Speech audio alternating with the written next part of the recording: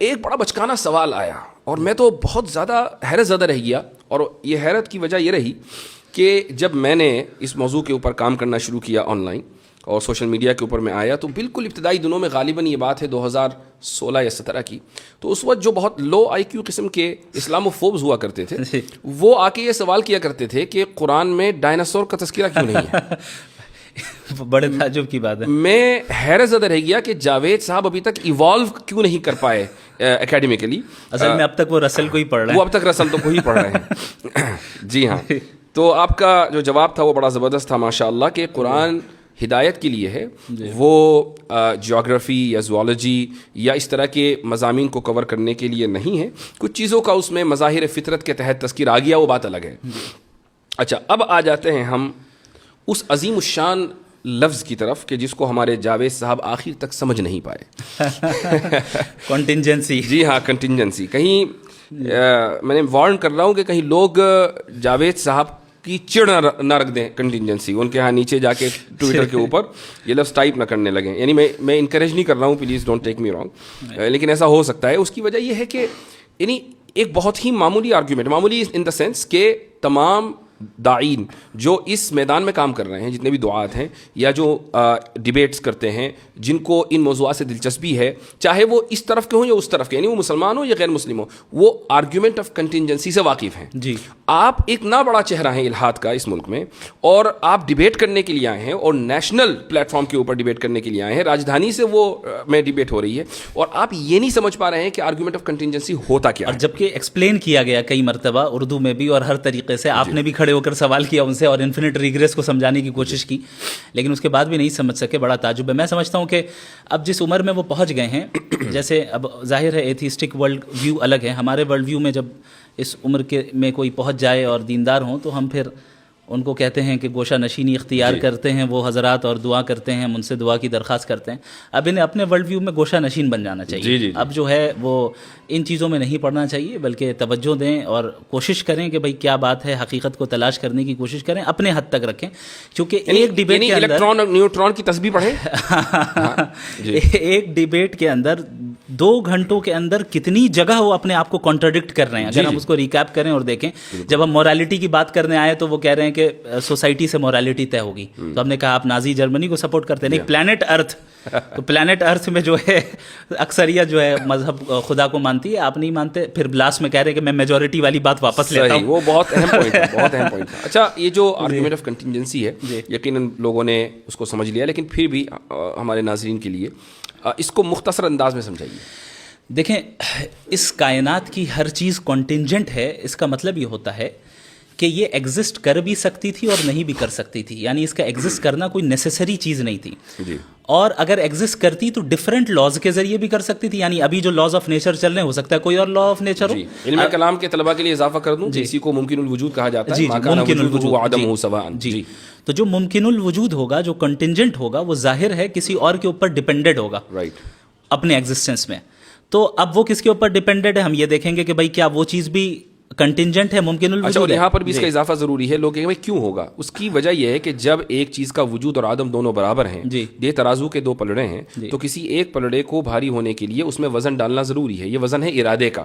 تو کسی نہ کسی نے تو ارادہ کیا ہوگا نا, کہ جس نے عدم پر وجود کو ترجیح دی ہوگی, اس لیے کنٹینجنسی ہے. جی, آگے بولیے. تو یہاں سے عقلی طور پہ لاجیکلی ہم اس نیسیسری بینگ تک پہنچتے ہیں جو واجب الوجود ہے, یعنی جس کا ایگزسٹ نہ کرنا ناممکن ہے. چونکہ اگر وہ ایگزسٹ نہ کرے تو ظاہر ہے یہ ساری چیزیں وجود میں نہیں آ سکتی. اور اس واجب الوجود ذات کا انڈیپینڈنٹ ہونا, ایٹرنل ہونا, نالجبل ہونا, سیلف سفیشینٹ ہونا اور ایک ہونا یہ زیادہ یہ بالکل ضروری ہے. تو یہ جب باتیں میں نے کہی تو لاسٹ میں یہ کہہ رہے ہیں کہ ان کے نزدیک تو عقل سے ہم خدا کو جان ہی نہیں سکتے. یعنی یہ کانٹرڈکشن ہے. یعنی پورا آرگیومنٹ اس پہ تھا کہ عقل کے ذریعے ہم خدا کے ایگزسٹنس کو کیسے جانیں, اور آپ وہ نہیں سمجھ پا رہے ہیں, اور اخیر میں کہہ رہے ہیں آپ تو کہہ رہے ہیں کہ عقل سے ہم سمجھ نہیں سکتے. تو میرے خیال سے یہ ان کی عمر کا تقاضا تھا. اور اسی طریقے سے وہ انفینٹ ریگریس اور تسلسل کو بھی نہیں سمجھ پائے. بلکہ حیرت ناک بات یہ کہ جب میں نے ان سے سوال کیا کہ آپ اس کو درست سمجھتے نہیں, تو انہوں نے کہا میں درست سمجھتا ہوں. میرے خیال سے وہ سمجھ ہی نہیں پائے انفینٹ ریگریس کیا ہے, اس لیے انہوں نے کہہ دیا. اور آپ نے بڑی اچھی مثال دی کہ کئی سارے شعراء ایک ساتھ پوئٹس کھڑے ہوں اور مان لے جاوید اختر صاحب سب سے آگے ہوں اور وہ کہیں کہ میں اس وقت تک پوئٹری نہیں لکھوں گا جب تک پیچھے والا نہ لکھے، اور وہ کہے کہ میں نہیں لکھوں گا جب تک پیچھے والا نہ کہے، تو یہ تسلسل ہو جائے گا. تسلسل باطل ہے. اس طریقے سے چلتا رہا اینڈلیسلی، اور اگر کہیں ہم نہیں رکیں گے تو پوئٹری ایگزسٹنس میں ہی نہیں آئے گی. جی ہاں، یعنی پوئٹری اگر ایگزسٹنس میں آئی، اس کا مطلب کوئی ایک ایسا پوئٹ ہے جو اپنے پیچھے والے پہ ڈیپینڈ نہیں کرتا ہے، وہ انڈیپینڈنٹ ہے. بالکل. اسی طریقے سے اگر اس یونیورس کے جو کازز ہیں، اگر یہ انفینٹ ریگریس آف کازز ہوتا تو ہم اور آپ یہاں پہ آج موجود ہی نہیں ہوتے، پوڈ کاسٹ ہی نہیں کر رہے ہوتے. ہم یہاں موجود ہے، اس کا مطلب کوئی ایک انڈیپینڈنٹ ذات ہے جو کسی اور کے اوپر ڈیپینڈنٹ نہیں ہے، اس نے اپنے ول سے جو ہے ڈیسیجن لیا ہے. علم کلام کے طلباء کی آسانی کے لیے کہہ دوں کہ اگر علت اولا نہ ہو تو معلول اخیر نہیں ہو سکتا. ماشاءاللہ. تو اچھا یہ بتائیں کہ اس میں علم کلام کا کتنا رول رہا آپ کی ڈیبیٹ میں، آپ کے لیے؟ پورا علم کلامی تھا اور کیا تھا. ایک ہے آپ اس کو پریزنٹ کر رہے ہیں ماشاءاللہ، اور ایک یہ کہ علم کلام کے جو مباحث ہیں جیسے تسلسل ہے، دلیل توقف ہے، یہ تو ماشاءاللہ چونکہ آپ نے اس سے استفادہ کیا ہے تو یہ بڑی خوش آئند بات رہی. اور اس کی وجہ یہ ہے کہ علم کلام کو فرسودہ علم سمجھا جانے لگا تھا. میں سمجھتا ہوں کہ علم فرسودہ نہیں، البتہ اصطلاحات ضرور فرسودہ ہو گئی ہیں. ان کو تھوڑا سا ریفائن کرنا چاہیے اور جدید علم کلام کی طرف لانا چاہیے. یہی بات ہے کہ جب ہم علم کلام کی تجدید کی بات کرتے ہیں نا، تو تجدید لسان یعنی زبان کی تجدید کو چھوڑ کر ہم کانٹینٹ کی تجدید پر چلے جاتے ہیں.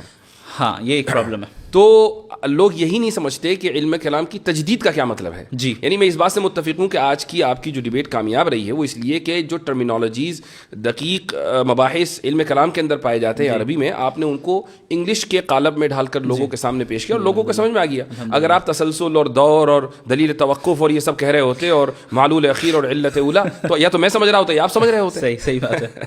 اور اللہ تعالیٰ آپ کو جزائے خیر عطا فرمائے، اس میں آپ کا بہت بڑا رول ہے. ہم نے آپ سے ہی سیکھا ہے. بارک اللہ فیکم. اچھا، ایک سوال جو بہت اہم ہے وہ ہے اللہ تعالیٰ کی انٹرفیرنس اور دعا. اس کے تعلق سے آپ کیا کہیں گے؟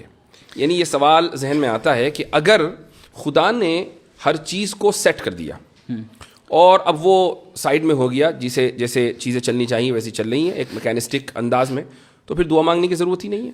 اور اگر ایسا نہیں ہے تو دعا مانگنے کی ضرورت ہے. ایسا تو نہیں ہے کہ میکینٹک اسٹائل میں جو ہے یہ دنیا چل رہی ہے، بلکہ اللہ رب العالمین ہر لمحے اس نظام کو چلا رہا ہے اور اس کی تدبیر کر رہا ہے. انسانی زندگی میں بنیادی طور پہ دو قسم کے احوال آتے ہیں. ایک وہ ہیں جن پہ اس کا کنٹرول نہیں ہوتا ہے، اور دوسرا وہ ہے جس پہ اس کا کنٹرول ہوتا ہے. مثال کے طور پہ ہم فری ول کا استعمال کر کے ہم اعمال کرتے ہیں، اعمال کو انجام دیتے ہیں، اب چاہے اچھا عمل کریں یا برا عمل کریں. بہت سے حالات ایسے ہوتے ہیں جہاں پہ ہمارا کنٹرول نہیں ہے. مثلا کوئی حادثہ ہو گیا یا کوئی ایسی چیز آ گئی جسے ہم تبدیل نہیں کر سکتے ہیں، تو وہ براہ راست اللہ کے حکم سے ہوتا ہے. تو دعا کی اہمیت اس لیے بھی باقی رہتی ہے چونکہ وہ حالات بھی ایک طرف ہیں جہاں پہ آپ کا کوئی کنٹرول نہیں ہے اور اللہ کا مکمل کنٹرول ہے. دوسری چیز، جب ہم کوئی عمل اپنے فری ول سے بھی کیوں نہ کر رہے ہوں، اللہ کی توفیق ضروری ہوتی ہے. اس لیے اللہ سے دعا مانگنے کا حکم خود اللہ نے دیا. اور اگرچہ ایسا ممکن ہے کہ اس دنیا میں ہو سکتا ہے کہ ہم جو مانگ رہے ہیں اللہ سے وہ ہمیں اس دنیا میں نہ ملے، لیکن اس کا جو ریوارڈ ملنا ہے وہ اللہ کے یہاں متعین ہے. اسی لیے اللہ کے نبی صلی اللہ علیہ وسلم نے دعا کو عبادت قرار دیا. تو ظاہر ہے یہ مستقل ایک عبادت ہے. یعنی بالفاظ دیگر یہ کہا جا سکتا ہے کہ ہم دعا مانگتے ہیں تو اس بات کی کوئی یعنی گارنٹی نہیں ہے کہ وہ دعا اسی انداز سے قبول ہوگی جس انداز سے ہم چاہ رہے ہیں. جی، یعنی ہو سکتا ہے کہ وہ اجر کی صورت میں قبول ہو جائے، ہو سکتا ہے کہ وہ تاخیر کی صورت میں قبول ہو جائے. ایک بات. دوسری بات یہ بھی ہے کہ ہمیں کیا معلوم کہ دعا کس انداز سے قبول ہوگی. یعنی ہمارا کام تو دعا مانگنا ہے، وہ آل وائز ہے، ہم آل وائز نہیں ہیں. جی. تیسری بات یہ ہے کہ ایک بات شرح عقائد میں لکھی ہوئی ہے، میں تمام لوگوں کے ساتھ اس کو شیئر کرنا چاہوں گا. یہ مبحث وہاں آیا ہے اور اس میں تفتازانی یہ فرماتے ہیں کہ وہ ایک حدیث ہے جس کے تحت یہ کلام ہے کہ لا يرد القدر الا الدعاء، کہ تقدیر کو صرف دعا بدلتی ہے. اب یہاں سوال یہ ہوتا ہے کہ کیا دعا سے واقعی تقدیر بدل جاتی ہے؟ تو اس کا جواب انہوں نے یہ دیا ہے کہ مثلا ایک انسان ہے اور اس نے دعا، اللہ تعالیٰ کے علم میں یہ بات ہے کہ یہ دعا مانگے گا اور دعا مانگ کر فلاں کام ہوگا. یہ دعا بھی چونکہ عبادت ہے، تو اگر یہ دعا مانگے گا نیکی کی تو اس کی عمر 60 سال ہوگی، اور دعا نہیں مانگے گا تو اس کی عمر 40 سال ہوگی. لیکن چونکہ اللہ کے علم میں ہے کہ دعا مانگے گا تو ہر حال میں دعا مانگتا ہے. تو دعا نہ مانگنے کے لیے جو ایلیجیبل عمر ہے دعا نہ مانگنے کی صورت میں وہ 40 سال ہے، اور مانگنے کی صورت میں جو ایلیجیبل عمر ہے وہ 60 سال ہے. اور یہ دونوں چیزیں اللہ تعالیٰ کے علم میں ہیں.